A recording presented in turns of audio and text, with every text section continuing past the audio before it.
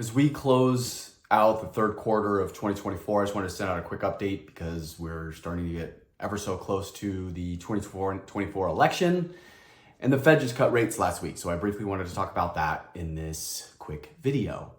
So looking at the market today, it's been a very good year for investors. The stock market through the middle of September was around 19.5%. In fact, it's up even a little bit more now, a little over 20% for the year.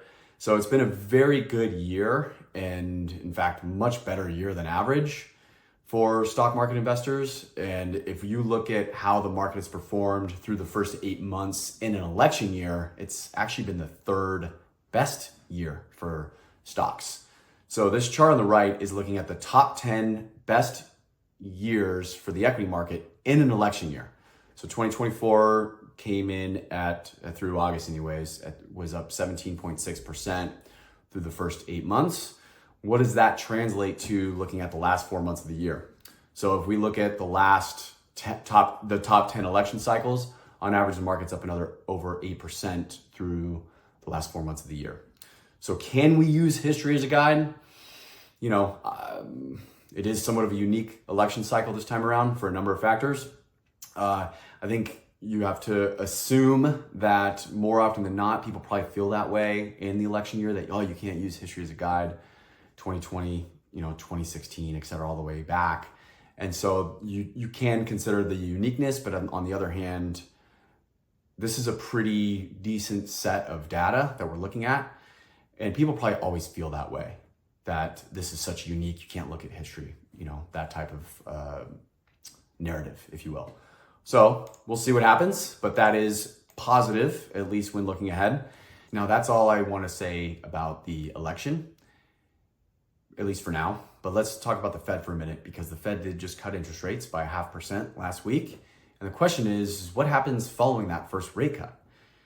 100% of the market reaction looking ahead 12 months is going to be dependent on whether or not there's a recession. As of right now, a recession in the US is a low probability event.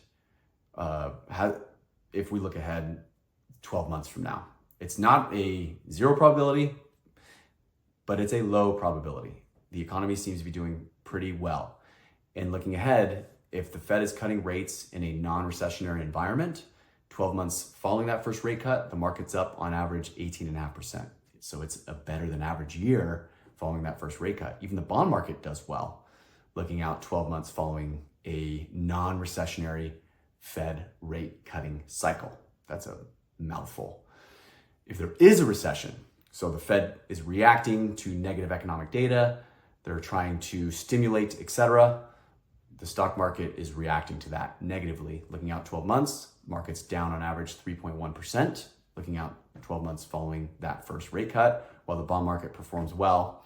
That just kind of hones in on the fact that diversification is very important and risk management is important. Understanding your risk profile, your need for the money and when, etc., all is very important always, but especially when looking at the fact that the Fed has started cutting rates, knowing that if we are going to be going into recession, you got to expect some volatility.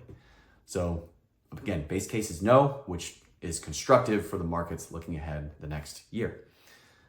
That's it. That's all I wanted to talk through today, and we'll catch up soon. Take care.